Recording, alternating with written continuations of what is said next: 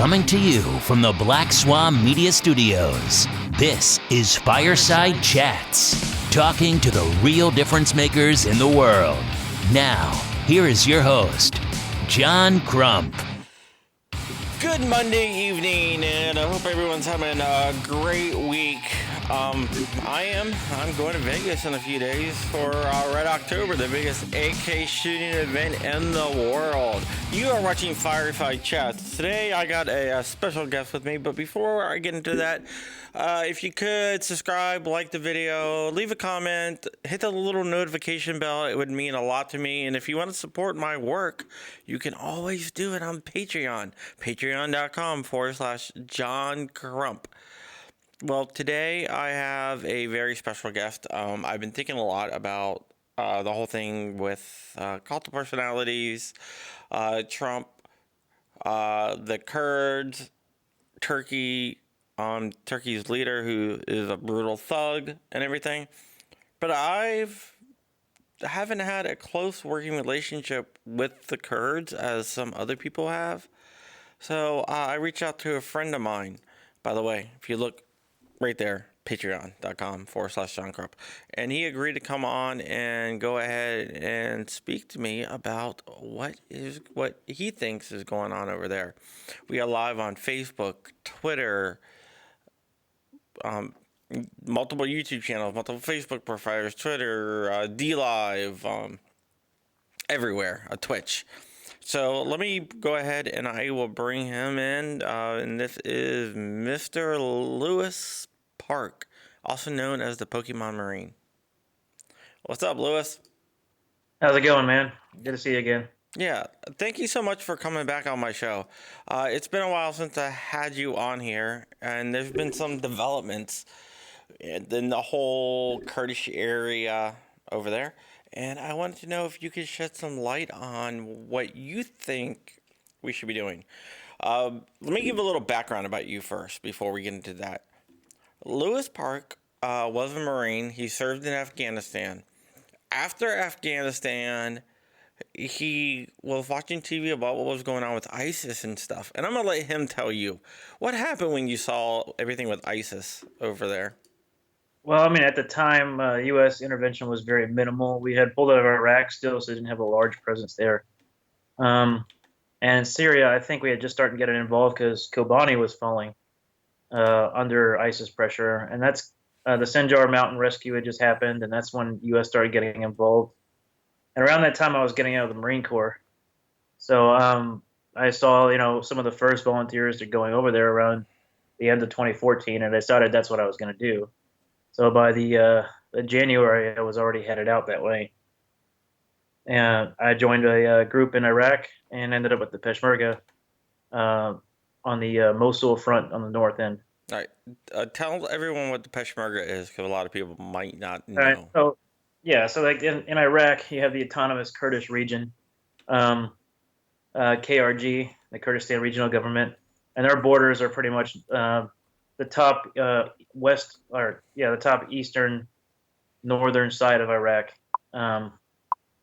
And they have their own militia and military out there called the Peshmerga, which stands for, or is Kurdish for those who face death. And so those forces were the ones who were there to repel ISIS and protect Kurdish land and any further incursions from ISIS after they had taken Mosul. And they were, they had their front was all the way from Kirkuk and down all the way up to Sinjar Mountain. So those were the military units there. I actually joined a Christian group, Nosha, who worked in close with the Peshmerga out there on the front line. And that was how I got out to the front. And then once we were there, I worked heavily with the Kurds and to hold that frontline position. Yeah, I mean, your story is amazing. I wrote a couple articles on AmmoLand about you and everything. It's great. But you really got to know the Kurds. And recently there's been a lot of controversy with the U.S. pulling out of northern Syria and Turkey going in and fighting the Kurds. I think you and I have the same opinion. I don't like it. I think that's bad. We let the Kurds down not only once, but we let them down twice now. We let them down during the Saddam era, and we let them down now. Would you agree with my assessment? Yeah, I mean, I just flabbergasted by this, if that's a word. Yeah, by this move, this political move that we just did. There's no real reason for me to explain, for me to rationalize why we did it. Um, and we can get into it a little bit, but yeah, I mean, I strongly disagree with the president's move here. And you I'm not are a Trump alone. supporter, right? Yeah, I'm that was a big Trump supporter. You know, I really believed in him. I still do, up to the most part. But this move here has really put me at odds with President Trump. And not just me. You have most of the U.S. military commanders and advisors, most of our diplomatic service, men and women, especially in the leadership roles. You have people like General Mattis, who has 20, 30 years in the region with experience, with cultural and military and regional and geographical experience in this region specifically. Um, all these people are disagreeing with him. It's not some perspective that Trump has that nobody else does, because everyone who gives him that perspective and provides it for him is telling him that this is the wrong move to make, and he's making it anyway. So I just, I can't rationalize. I have theories, but I can't. I wouldn't make the move, and I don't know why he did. Yeah, I mean, the Kurds, to me, they don't seem like a terrorist group, but yet the Turkish government is saying that they are. Why do you think the Turkish government is saying that? So the conflict between the PKK and the Turkish government has been going on for a very, very long time. A little bit of history is, the Turks kind of unified. Um, they pushed the Armenians out. They replaced them with, Kurdish groups.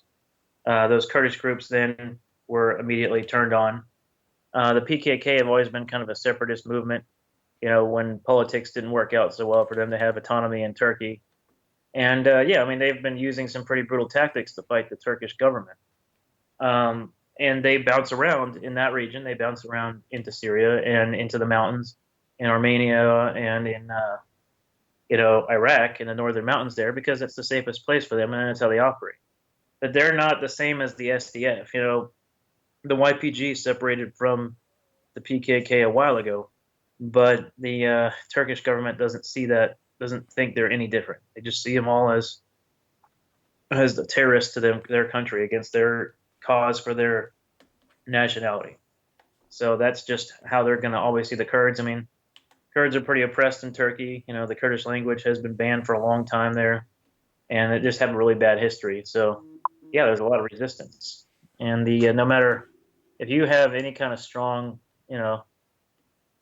feelings of nationalism as a Kurd, and Turkey's not going to like that, because that emboldens their supposed enemy. Yeah, I view Erdogan, the leader of Turkey, as a brutal thug who's more likely to do harm to the U.S. than the Kurds that they're currently killing. Yeah, I mean, our diplomatic relations with Turkey are just going down the drain, and they're only going to get worse. Um, after the coup, I was in northern Iraq during the time of the coup. So it's pretty funny being in a civil war in one country and then having a coup take place above me. And I was like, what year am I in? But yeah, after that coup, Erdogan really consolidated power, in his own government. It was an easy way for him to isolate the enemies within his own government, and it's really become sort of a breed between an Islamic and fascist state. And it definitely is very highly based on ethnicity, Turkish, specifically Ottoman. And that wave of neo-Ottomanism has really swept the nation, and I think he's become almost a dictator in his own right. I think he has become a dictator. Yeah, he has definitely become a dictator. And yeah, he's brutal, and he's impossible to work with, and he's not our friend, and it's only going to get worse. In fact, they're getting along pretty well with Russia these days. So, and despite their religious separation, even getting a little bit comfortable with Iran and Assad. So What would you like to see happen? I don't know. I'd like the U.S. to reverse this action we've done in northern Syria, relocate, and honestly, I guess we'd have to come back, take it back a notch, and talk about the actual withdrawal itself and why it didn't need to take place. All right, let's go. But I would Let's like, go there. my, my end goal would be that the U.S. undoes what it did, or at the very least, activates some damage control and doesn't let Turkey push in any further. Yeah. So how could the U.S. do that besides going back in there? Well, we had and for the longest time it worked too. I remember when Manbij was originally taken. The Turks had talked about pushing in and taking over that, and there was this big conflict, and the U.S. was trying to deconflict with that because the Turks really didn't want this. Afrin had just happened. Remember Afrin? The Turks, they pushed into that Kurdish canton there to like the western side, Okay. and they just eliminated the YPG and then pushed them all out, and then began brutal oppression of everybody there. Um, so anyway, this was like a year and a half ago, and all we did was put a base there, and we said, no, Turkey, you cannot come any further, and Erdogan backed off. All right. Now, come a year and a half later, Erdogan says again, I'm going to push into this area, and I'm going to attack. Um, all we would have had to do is keep our men there and put them in the front. Turkey's not going to attack U.S. troops. He does not want there to be a conflict. His country just had a coup. It's not doing well economically. Tourism has fallen. He's having to reach out to buy weapons from places like Russia. He doesn't have many friends in NATO anymore. So there was no way that he was going to go to war with the United States. So there would be no way that he would attack our troops, which means all we had to do was leave them there and threaten Turkey with, the current presence of military forces we had there, and also threaten them with economic sanctions, which we did after the fact, and that's another topic. But Yeah. that's all we do, and Turkey wouldn't have backed down. It would not have pushed inside. Can you explain a little bit about the different factions in the Kurdish region? Somebody was asking. Oh yeah, okay, so it's kind of complex. SDF was formed a little bit after Kobani was retaken and the Kurds started taking territory back. It consists of the MFS. They're an Assyrian group, and then the YPJ/YPG, which are the Kurdish Syrian forces. And then you have other Arab militias in there as well. But the primary glue and formation of that is the SDF, is the YPG, and the PYD, which is their political wing. That's kind of what guides that SDF alliance, besides the United States, obviously. Then you have Assad. Assad is in the SAA, the Syrian Arab Army, and they are the Syrian forces, and Assad is obviously the leader of Syria. And obviously they want their country back, but so far the progress they've made against ISIS has been kind of restrained behind the what do you call it, river, the Euphrates. Yeah. And that's just how the U.S. and Russia, who's also allied with Assad, kind of split the country for now. That was just the areas of responsibility and how the conflict kind of mapped out. Yeah. You have rebels called Hayat Tahrir Sham, which is like, kind of freedom for Sham, which is Syria. And they're kind of up in the northwestern side near Aleppo and Idlib. Okay. And they're just rebels. They're the remnants of the rebels that were fighting against Assad in the original civil war.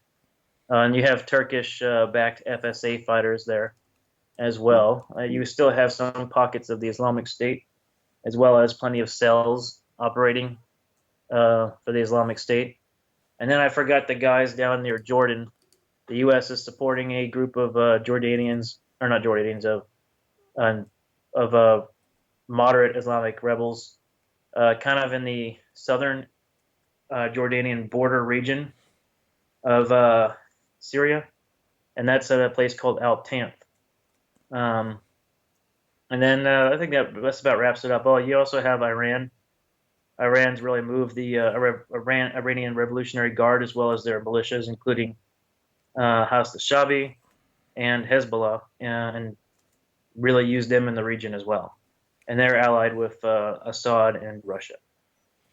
Okay. One question I Russia do. also has Russia also has their Wagner group, who kind of they're more for the protecting the oil. They're kind of a mercenary group, and they're also operating. Okay. One question that I do have about the whole thing is, do you think that if the Kurds were to fall to Turkey, that ISIS would start retaking territory? Yeah, I would definitely say that the cells would be able to have a lot more freedom of movement. Assad's military on the other side of the Euphrates isn't infallible, and they're spread thin. They have their own, concerns. The Kurds specifically would have to go and face Turkey and would have to direct their efforts into northern Syria. So a lot of these places we just took near Al Qaim and Baghouz and that desert area and Deir ez-Zor, those areas where plenty of ISIS cells are still around, as well as all these camps that we've made for ISIS prisoners. All these areas wouldn't be able to be guarded anymore, and you could see a resurgence of ISIS. There's plenty of ISIS activity kind of between the Syrian and Iraqi deserts. There's plenty of cells operating. There's plenty of movement still going on. And there's plenty of them moving into Jordan too. So they're not gone. They're not dead. They haven't been defeated.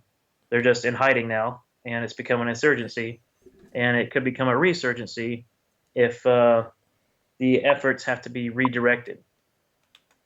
All right. Another question that we are getting is, do you think that the Turkish, not Turkish, that's the Kurdish forces are strong enough to push back against Turkey, or do you think Yeah, the they're only kind of problem doing it is kind of? numbers, and they're exhausted. They have some U.S. equipment. We left our equipment with them mostly. You see pictures of them. They don't have AKs as much anymore. They have M16s and ATGMs and stuff like that.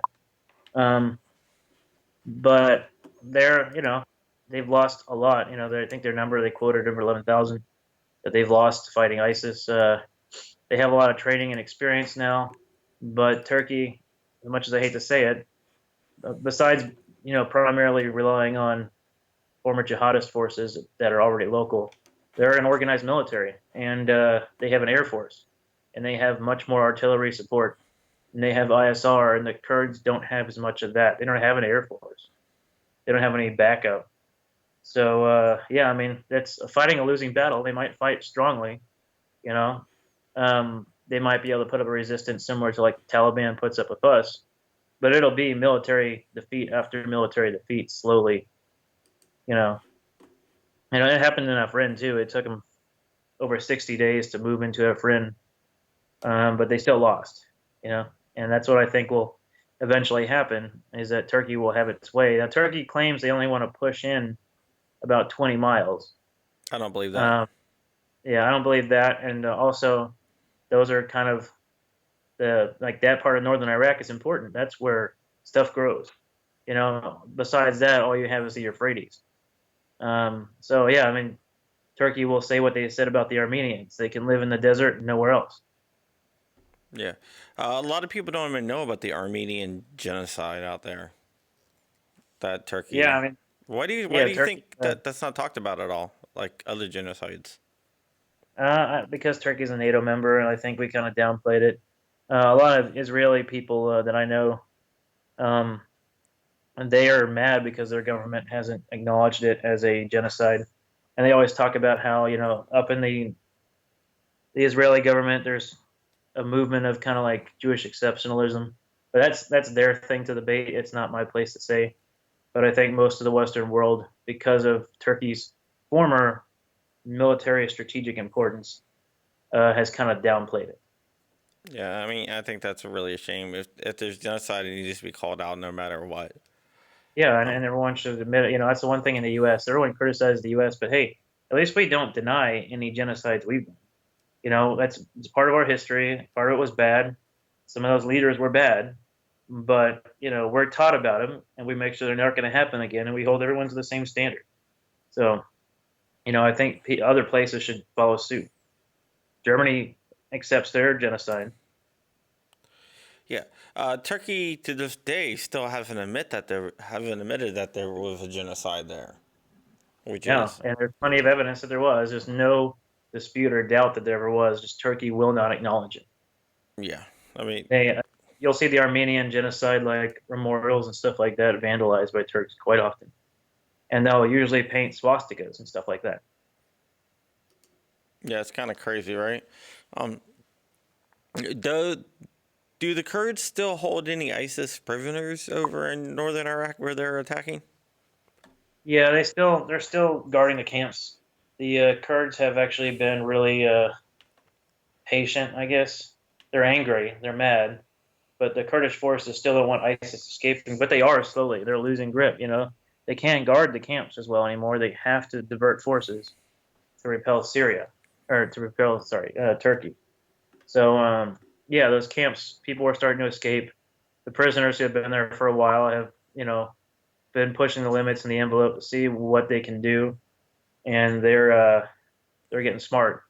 So yeah, we've what a whole camp escaped already. Tens to hundreds have escaped from other camps already. So and we're going to see more of that. The more Kurds have to focus on the northern Syrian border. Yeah, I mean it's just kind of crazy, and I think it also gives Assad some leverage too. Yeah, and that's the biggest thing is so I'm assuming a lot of people here in the comments, which I can't see, unfortunately, and a lot of people who are opposed this are like, well, Trump ran on the concept of getting out of the Middle East, of withdrawing the troops, and it's time we pull out. But our Assad efforts and our Middle Eastern strategy efforts and stuff like that have not stopped. Like I said, we have U.S. forces, a whole garrison in Al Tamp in northern Syria, and are not leaving. We have our bases in Jordan operating against that to oppose Iran, Assad, and Russia's like efforts in the Middle East, and they're not leaving. And on top of that, the troops that were in Syria are just pulling back to Iraq. And on top of that, we're sending thousands more to Saudi Arabia just now.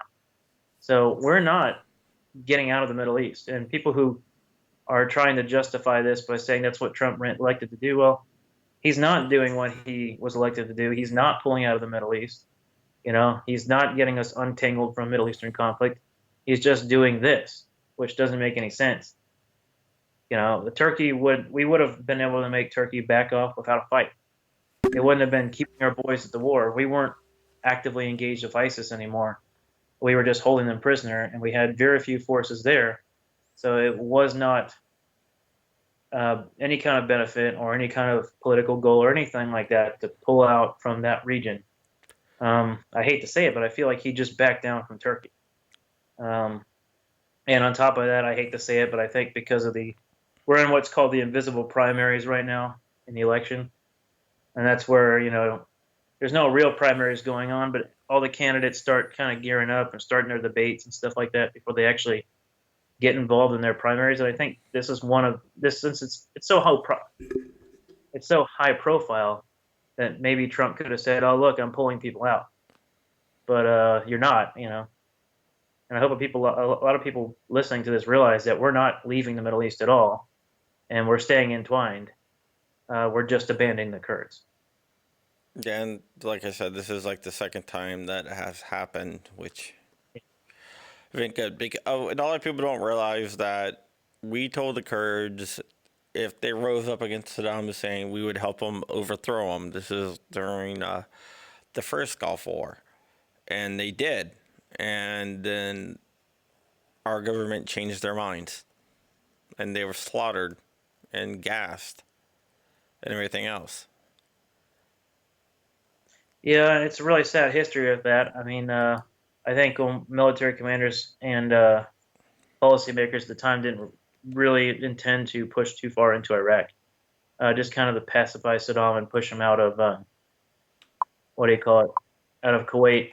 And they may have thought that such a military defeat would have collapsed his government, and the Kurds could have been successful in their revolution. But honestly, that's how it turned out. Yeah, I mean it's really sad. Um, But there's no explanation why we couldn't keep a base there and tell Turkey do not move forward because they easily would have backed off. And there's no doubt in my mind, my current, studies are Middle Eastern studies and international relations, and I'm pretty close to my BA there. And this is where I intend to study, and this is where I intend to be involved in. And I have all my friends still there, and all my perspective that is coming from the ground there, and my regional experience there. And I can tell you that Turkey was definitely not ready, and that they're definitely not even ready for this offensive they're doing. They're not doing well. I mean, they will win eventually, but they're not doing well. So yeah. they would have backed off. And if we would have thrown in sanctions on them, they would have backed off too. Do you think that if we levied sanctions against them right now, that they still would back off? Yeah, we did, and we Like negotiated a heavier? ceasefire. But Yeah. then, as soon as we did, we immediately pulled those sanctions away, and then additionally, they broke the ceasefire. So, and that's happening right now. It's time now. They're breaking the ceasefire. They're firing artillery and white phosphorus and all kinds of stuff into Kurdish-held areas, and the ceasefire has not been enforced whatsoever, and we've taken the sanctions away. And now we're talking about leaving troops there anyway, just not on the northern border. White So white it's phosphorus really is just been a diplomatic defeat in white our in like on our side. white phosphorus is some nasty shit. Yeah, I mean, it's used for marking targets, and the U.S. military. That's what we do, and that's what we did in Afghanistan. Anywhere else is we used it to mark targets because of the smoke it creates. Um, Turkey They don't and use it for this, that yeah, I reason. don't think they're doing that. It's the same what Assad did a couple of years or about a year ago, where he used it on like places like Homs and stuff like that. He just dropped it on populations and groups to burn everybody. So yeah, Turkey is not using it for that like effect. Yeah, I mean it's kind of ridiculous that we let them get away with it. Do you see any hope for changing stuff and pushing them back, or do you think we're just gonna keep on going the way that we're going? There might be some damage control now. Trump's had a huge backlash. Um, but I'm not a White House insider, so I couldn't tell you that. But from my prediction is that Trump will continue to try and justify his decision while backpedaling slowly. But I don't think that we're going to resend our troops back to that area of Kurdistan. We'll probably keep them in the southern part of Deir ez-Zor and stuff like that, and we'll keep a presence there maybe. But I don't think we're going to tell Turkey to back down. The territory that they've taken, they're probably going to keep, just like they did for their other incursions into Syria. And the SDF commander, I can't remember his name, he said he still wants to work with the U.S. and he'd still be patient, but the damage is done. And other forces that around the world that we work with, they're definitely going to see that, and they're definitely going to question if they should be loyal to us now and in the future as well. So, yeah, it's definitely done its damage. It's had its consequences, and those consequences will affect us for a long time. All right. You worked with the Kurds a lot. Um, I want you to give us a sense of how it is working with the Kurds. So I was with the Peshmerga, not with the YPG. That didn't stop me from meeting many of the YPG, as well as volunteers who bounce between my group and YPG groups. I met them directly. I was at some tables between Peshmerga and Yazidis and Assyrians and YPG military and government leaders. Um, overall, the Kurds are amazing people. The Peshmerga and the Kurdistan regional government, and under Barzani especially, they're very pro-Western. Um, a lot of people talk about the YPG being communist. They're not really. They're uh, they're just broke and poor and have no way of raising any kind of military or money without some sort of kind of communal kind of ideology. Um, they've always been kind of leftist, but in the Middle East, that's as Western as you're going to get. They have women who fight, who are equal to men, and they're not Islamic, and they're not really true leftists like a lot of people like to paint them. Um, the Peshmerga, they're pretty pro-capitalist, um, and like we always used to say, is in every Kurd there's an American waiting to get out. Um, so they're really great people. As far as fighting, they'll fight to the death. They'll fight like rabid dogs, um, especially the ones that are really well trained now by the U.S. military. They're definitely a force to be reckoned with. And they were always welcoming of U.S. Volunteers, of U.S. troops, of the West in general. And they like a lot of our stuff and a lot of our traditions. And I think between the different Kurdish factions, the YPG slash J, the PDK, Peshmerga, and the PUK Peshmerga, and even the PDKI in Iran, all of those groups, they're the real, besides Israel, the only real pro-Western forces out there that would support us in anything. Yeah, I mean, when you were over there fighting, um, actually, let me ask you this: do you miss being over there fighting? Oh yeah, yeah. I mean, you ask any veteran that, unless they're one of those people who puts the signs up that says no fireworks, they're gonna miss fighting. Everyone does. I'd go back in a heartbeat. Now I have the family and everything to take care of. But I'm trying to go back into this on the diplomatic side and see if I can make a difference there. Yeah, I mean, you know the other side. For people that don't know, if you search the Pokemon playing Marine, Lewis here was playing Pokemon Go while fighting ISIS. Yeah, Like, that's what I remember for nothing else. yeah, Which like is, literally at the same time. You know? yeah, we did our shift on in the morning, and Pokemon Go had just been released, and I decided to see if the app would work out there, just to be silly, and send it to my friends. And the app was obviously big news at the time, so one of my friends immediately stole it from my Facebook feed, and it got on the buzz, and then got everywhere, and then before you knew it, it was viral. Yeah, you Which gave is me an funny. interview after that. Yeah, I just randomly took it as we were starting to pack up our gear to head back from the front after our shift. Yeah, over there when you were fighting, and your militia, it was a militia, right, that you were in? A Yeah, Christian so the militia? Dwight Nosha was kind of like a militia. The Peshmerga was kind of more of their organized force. It doesn't have the same level of organization as a regular military, but a little bit more than your average militia. While the group that was sponsoring me was more of a militia. Yeah. The group that you were in, they were made up of multiple people from multiple different countries, from what I understand. A lot of people from Europe and the United States, Canada, Yeah, everywhere the else. volunteers. Yeah, they got volunteers from everywhere, primarily U.S. and UK. But yeah, we got from Spain and France and stuff like that. The problem with a lot of the international volunteers, a lot of their countries, it was illegal to do what they were doing. In the United States, it's frowned upon, but legality has always been kind of questionable. But the U.S. has a history of volunteering in foreign wars as citizens, as private citizens. And we've never persecuted any of them unless they were enemies of the United States. So in the U.S., it's not a big deal. In the UK, it's kind of similar, but they're kind of jerks to you when you get home. That's probably just a cultural thing, and I think the law has a lot to do with the culture as well. So yeah, I mean, you had all those kinds of people. I especially like the French ones. They were cool, and I like my all my UK buddies. Why the French?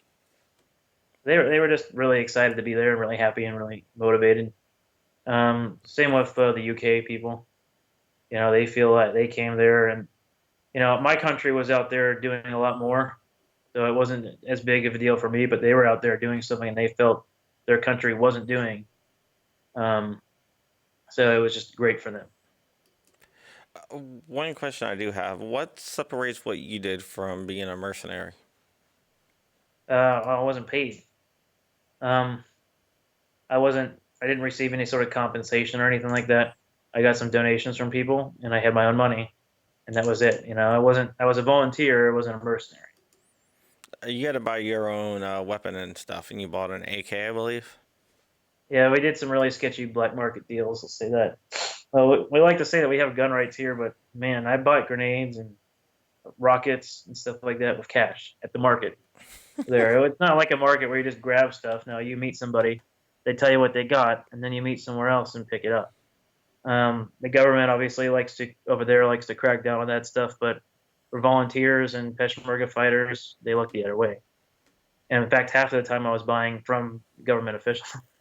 So it Uh, was uh, it was definitely an interesting experience. You know, meeting somebody in the alley and uh, telling them how many grenades I wanted. Was it expensive to buy that stuff, or Actually, no, like $25 in U.S. So about 30 dinar at the time, or 30,000 dinar at the time for a grenade. wow? Um, yeah, I was getting grenades for the equivalent of U.S. dollars, like 25. I was getting ammo for 70 cents, which was kind of expensive, but in the long run, if it was decent ammo, it was okay. I was getting AKs for $300 to $400. Fully It got more automatic AKs, expensive. right? Yeah, yeah. There was G3s, there was M4s and stuff like that out there too. But for those, you'd have to pay a lot of money. But Yeah. for AKs, they're everywhere, and PKMs are everywhere, and RPKs are everywhere. So yeah, they're a lot cheaper. Yeah, I saw a lot of PKMs and RPKs in some of your pictures. So that was interesting. You took back Mosul, right? Weren't you in that battle, or no? So the Kurds didn't get to push that far. All we Okay. did was move a couple kilometers front, and the Iraqi army took over. So Mosul wasn't within their shared like territory. We were north of Mosul. We're about 15 kilometers from the outskirts. You could basically see it at night. But the only area of responsibility for the Kurds was the town in front of us, which was Tel Kev.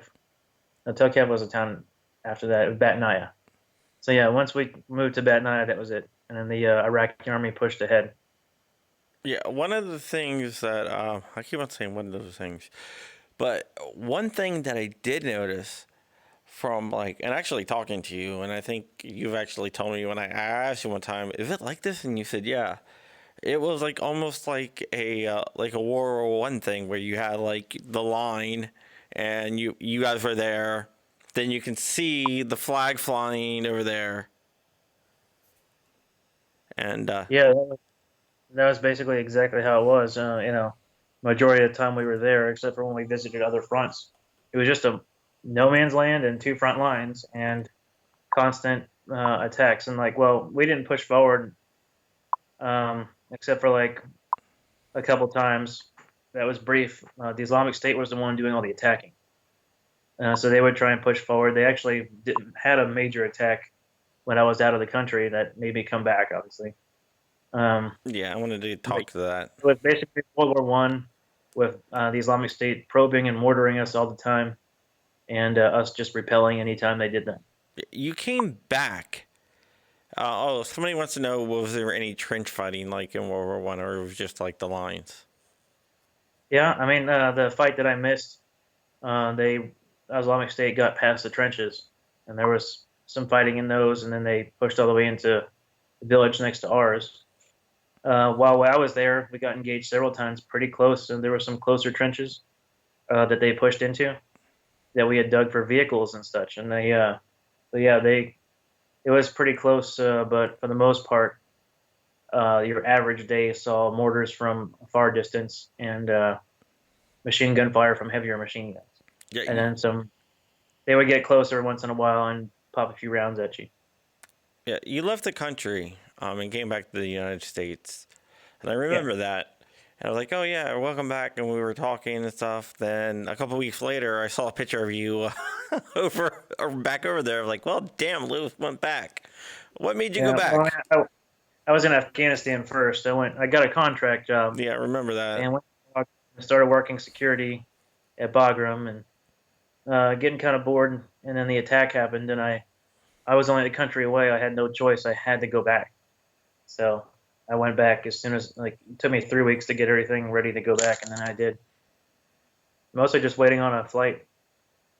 How'd you enter the country the first time? The first time I flew into Erbil, Urbel's really, actually nice.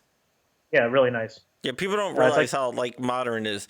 If you never been to Erbil or seen Erbil, Google Erbil, how do I ERBIL, yeah, BIL and you'll see or how words call it. yeah, there's a huge embassy there, U.S. embassy, Yeah, it's a consulate, a but I mean consulate. it's a Yeah, very modern city. It's like Dubai basically. yeah, we call it a Uh, post, but yeah, Dubai too, I guess. yeah, you don't have to It's walk not. around. You don't have to walk around in like armor or anything like that. No, I walked around. Nights that I did R&R, which is really rare, but I still did. I would walk drunk at night. And be perfectly safe. There's expats living there from Canada and the United States, and they're not living in. I mean, they do have American Village kind of set up, like a camp town. But there's expats living just out in town in regular houses. Yeah, There was one terrorist attack in Erbil while I was there, and it was against the consulate, but they didn't make it there, so they ended up blowing up a store next to it, and that was like one time. yeah, I was actually working for State Department when that happened. Oh yeah, yeah. Right there where the tobacco was sold, which the tobacco store didn't get hit, so it was like a sign from God that I need to keep using tobacco. Yeah, But yeah, so when I went back and saw the damage, and walked into the tobacco store and they were still selling, so that was great. Um, yeah. I but mean, yeah, there was that, and that was it. And meanwhile, in Baghdad, every day there is a suicide bombing or something. yeah, a cool thing about Erbil is, people can walk up to you and be like, "Are you an American?" And like other parts of Iraq, people, you never want to say, "Yeah, I'm an American," but in Erbil, you'd be like, "Yeah, I'm an American," and they're like, "Oh, that's cool," and they'll ask you some questions Light it about, up everywhere, and yeah, it's really nice. It's not like the rest of Iraq. yeah, And like never felt so welcome as with the Kurds in Iraq. yeah, I mean, that's one of the misconceptions that a lot of people had. So getting back to it, how did you? Let's go. Sorry, we got off on our bill, but how did you enter? You flew to Turkey originally, right? Or- I stopped through Istanbul in Germany, and then from Germany to Dubai, and then Dubai to Erbil. And that was me just feeling around, trying to, because that was my first trip, and I was scared and I was nervous, and I was just trying not to get stopped at any point either. Yeah. So what was your? You couldn't say that you were going to fight ISIS. You had to I say didn't tell something. anybody. I just, oh, I'm going to Germany. Oh, I'm going to Dubai. That was it. Excuse me. How'd you hook up with the group that you're with? So a friend of mine I made contact with. I was going YPG actually, and he recommended this instead. So I ended up going with them.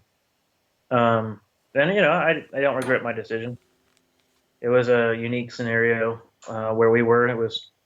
It didn't really work like a lot of the other volunteer units. It wasn't really like a volunteer unit.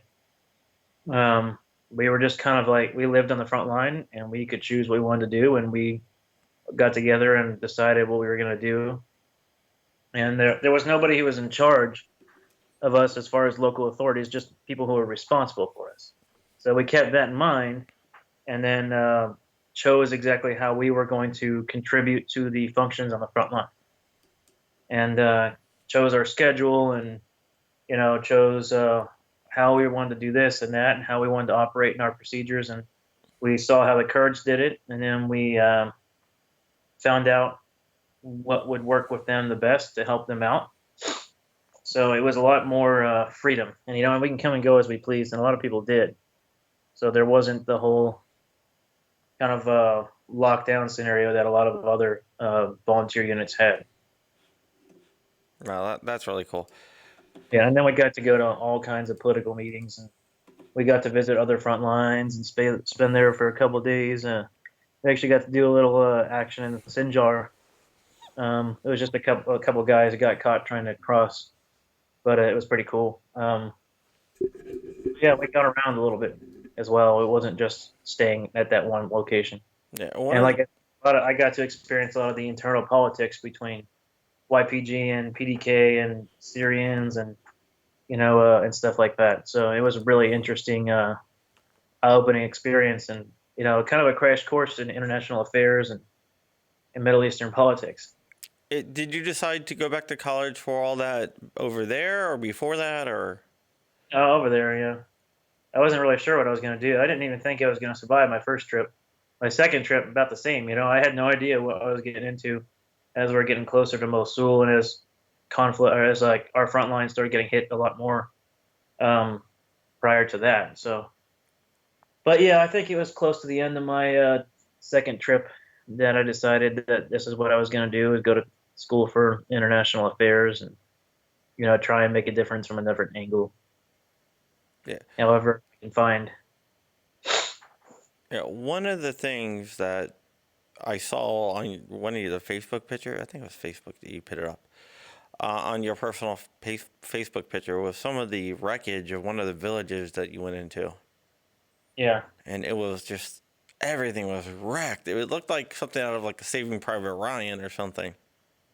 Yeah, it was surreal seeing some of those villages where people live just torn asunder by conflict. Yeah, it makes you kind of sad, but they rebuild pretty fast there, and those people were strong. So yeah, they're resilient, is what they are. oh yeah, definitely. Well, I'm checking an email notification I want to see. Oh, okay, I got it. Right. All right, it's gone. Yeah, they're really really resilient people over there. If you could tell them over there one thing right now from you back here, what would you tell the Kurds over there? I just tell him that I'm sorry for the president's decision. I'm sorry that's what he feels is best. I'm sorry that he's made that move, and I really hope that down the line we're able to repair relations, and hopefully sort out the situation with them, Turkey, and ISIS. Yeah. I think they were reliable partners. They were Very. very successful in their battle against ISIS, and their actions saved U.S. lives. We didn't have to commit as many troops. We didn't have to be on the front lines at all times, and that alone was able to save not NATO and the United States forces. So we owe them a lot, I think, and I'm really sorry that this has happened to them now. When all we had to do was have their back for one incident. Would you like this? Would you like to see a separate and independent Kurdistan instead of just like an autonomous region? So as a realist, it's not going to happen. I think that would solve a lot of issues, but we had that chance after World War I with the kind of like the drawing of borders. But the Sykes-Picot Treaty drew the borders the way they are, and that's where they're at now. And that's you lackadaisically split up entire regions of ethnic groups, and that's what's going to happen when you do. So I don't think the Kurds are going to have their own. They have to fight Western powers like Turkey. They have to fight Middle Eastern powers like Iraq and Iran, and they have to battle against Russia and Iran and Syria in order to get you're talking about 4 countries that are going to oppose them having their own. On top of that, there's already enough conflict internally between these 4 countries, between Iran, Syria, Turkey, and Iraq, as far as oil exports go. They got to run their pipelines, and you throw in another country in the middle there, whose only way to really make too much money besides agriculture would be oil and pipelines. That's going to create even more issues for them. They're going to have tax them. So it's going to be more expensive to send oil. But yeah, Kurdistan is going to be opposed by those countries, even if it wasn't on ethnic basis or on land basis. It would be on oil basis. Another question I have, and I have my own thoughts on this. I think the Kurdistan region of Iraq is more Western than like an Istanbul is. Oh yeah, for sure. I mean, it's definitely more Western, even on the YPG and PKK side with the leftist kind of movements. Uh, that's the other thing, though, is their leaders will never get along. Each Kurdish faction has its leaders and their politics between each other. I got to experience that firsthand too, and I'll tell you, if they could ever have some sort of unity and nationalism, then they would be able to, put up a good case for a massive autonomous region or their own country, but they'll never get along long enough to organize themselves either. Yeah. The Kurds always said is that every bit of land they win in war, they'll lose 2 more units of land in politics. Yeah. It's crazy how those groups do not get along. It's just the way they are. Yeah. It's good they're not shooting at each other because that happens too. But at least they're not doing that right now. Yeah. But the Kurds definitely do have my respect and everything. There's actually a big university over there that people don't know about.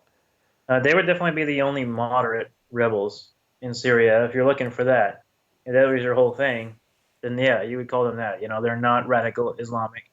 In northern Iraq, they tend to be a little bit more Islamic, but they have like a hardcore Islamic faction within their own government, and that's a very small minority, and they all gravitate there.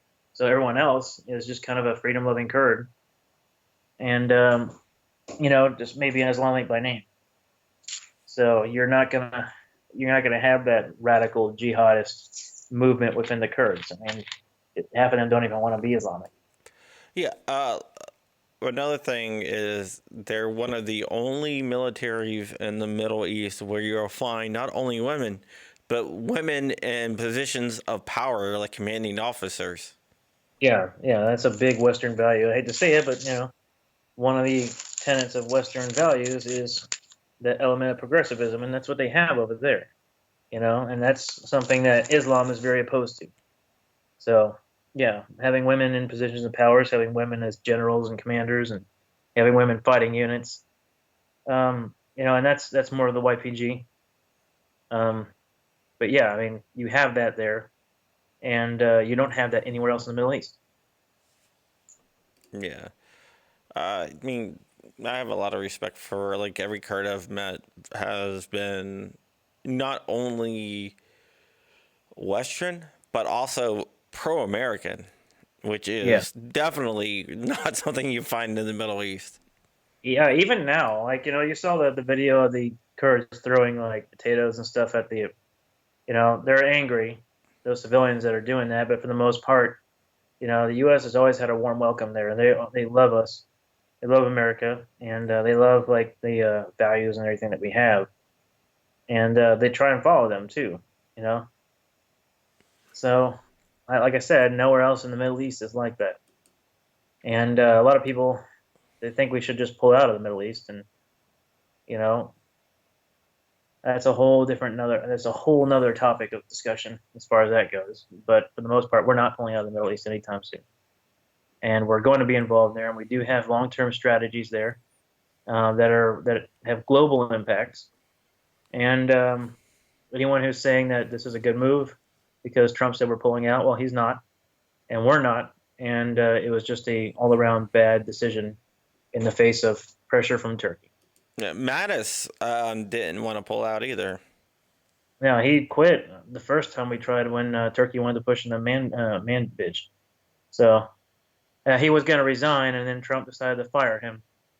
So that didn't work out so well. Yeah, and And Mattis, you're a Trump like most, supporter. like I said, most, I oh, just go want on. I said you generally support Trump. So I don't want people to think that you're just like a Trump hater or never Trump or anything. That's why I get called a lot. I get called liberal. I get called a communist. I get called a Trump hater or orange man bad just because I disagree with him and I think this is a bad decision and a bad policy. Just the Trump's not infallible. And if you voted for him because he was going to pull us out of the wars, well, I bet you didn't vote for Obama for the same reason. Obama claimed he was going to pull us out of the wars too. And just like Obama, Trump has terrible timing on this pullout. Yeah, Sorry, but in my opinion, he's wrong, and it's in a shared opinion with most military leaders. With people like General Mattis, most diplomatic leaders, and most top Republicans who are voting right now in the House and the Senate to condemn his actions and try and undo the damage, as well as most people who are currently deployed or in the military. There's very few people I know who actually support this decision besides some of the more diehard Trump fans. And like I said, like I'm a Trump supporter, but I have principle and I have certain beliefs, and the president can be wrong, and I can oppose those beliefs without suddenly becoming a liberal or a traitor. yeah. I mean, it's one of the things. I think it has to do a lot with the cult of personality. There was people during the Obama administration who, no matter what he did, he was always right, and there's people No, wrong. who say that he was always wrong, and same with Trump. No matter what he does, some people are going to be, oh, he's right, and there's going to be other people, no matter what he does, there's going to be like, he's wrong. Yeah, and my biggest thing is the partisanship they're bringing to it. And I got leftist friends and Republican friends who throw partisanship at it. From Democrats, I'll post like a video of like this senator or that opposes Trump. Like, Dan Crenshaw, he opposes Trump on this move. Dan Crenshaw is a Navy SEAL, has a lot of military and regional experience here specifically. And, he says that this is a bad move. And I'll post a video, and then my Democratic friends who oppose Trump's move will be like, "Well, he's a Republican. Who cares? They're blah blah." And I'll be like, "Look, dude, why would this is not a partisan issue. This is a bipartisan decision that this is a bad move. So why would you bring that to this? And on the Republican side, or on the more diehard Trump side, I should say, um, I'll get the exact same kind of partisanship. They'll say, well, look at these liberals, they're supporting it, so you shouldn't support it because it's a attack on Trump. I'm like, no, there's no partisanship here. Republicans and Democrats agree that this is a bad move. So we don't need to bring partisanship. Otherwise, you don't really care about the people. You're just trying to make it about politics. Yeah, I mean, I can definitely, I definitely see that. I think we got to move past the politics and get into substance. Yeah, exactly. It's like I said, I believe this might be a political move by Trump to kind of embolden his position, especially with anti-war. But if anyone's really paying attention, we're not pulling out of the Middle East. So it's really a miscalculation on his part, in my opinion. Yeah, But there's those forever Trumpers that can never see him make any mistakes whatsoever, and I've argued with them for a long time, for days at a time, and no matter what, you just can't reach them. They're and, always going to believe this. and we And have they'll see videos of the Turks like attacking. I'll explain to them the situation about how we could have just stood our ground and Turkey would have backed down, and we're not even firing bullets over there as the U.S. anymore. We're just occupying the land and making sure ISIS doesn't, become a resurgent force, and training the Kurds to secure their own place. And all we had to do was tell Turkey no. And they'll be like, well, you just want people to stay over there and keep dying in foreign wars. I'm like, they weren't even involved in foreign wars anymore, number one. And number two, Trump's not stopping us from being involved in any foreign wars at all. He's just leaving that part of Syria. I mean, we have a huge base in Qatar, and the Qatar government funds a lot of anti-U.S. stuff. Yeah. We have, what do you call it? We have bases in Turkey, and Turkey's very anti-U.S. these days. Like Ikrillik Air Base. I think it's, in my opinion, its strategic value is definitely waning these days. It used to be really important back during the Cold War and then the kind of like growth of Russia. But our ability to project power, as well as our response to the enemy's ability to project power, are changing. And I highly doubt that Turkey will remain very relevant and as part of the U.S. strategy. It's a NATO partner, and we shouldn't force a NATO partner out, but they're going to force themselves out eventually. All right. I want to thank you for coming on and sharing your opinion on this. I wanted to get you on here because of your opinion, because if I say it, the people are like, well, you don't know those people that well, blah, blah, blah. It's like, well, I know a guy who actually knows them very well. Yeah, I mean, I'm not a big authority on this issue either specifically, but, this is You've been on the ground, what though. on in my studies and what experience I have. And, I listen to all the D-class briefings that I can and all the summits and all the politics about talking about it. And, this is what I focus on essentially. And, I mean, this is my informed opinion, as well as my sense of, morals and everything, and the warrior ethos and the values that we have in our own government and military organization. And I feel like it's a big portrayal of all that, and a lot of people supporting it just lack the understanding of the way the world and military and economic forces being flexed work, and what is important for our strategies, and just the whole situation in general. I think many of them are just misinformed and just will support Trump no matter what. All right. Anything you want to share with us before we get out of here? I mean, I pretty much covered it all. You gave me free reign to speak, and I appreciate that. You're not I going to did a long-winded, so I apologize for that. No, man. It was great. You're not gonna do your Mountain Dew commercial. Yeah. If you don't drink Dr. Pepper 10, then fuck you. Yeah. I love Talladega Nights. All right, man. I want to thank you so much. I want to play the outro. But if you want to donate, if you like these shows and you want to see more of them, you can go to Patreon/John Crump. If you're watching this on any other platform, you should go to John Crump 2 on the YouTubes and say we love you by hitting that thumbs up, hitting that subscribe button, and ringing that bell. What do they say now? All the kids on YouTube, smash that like button.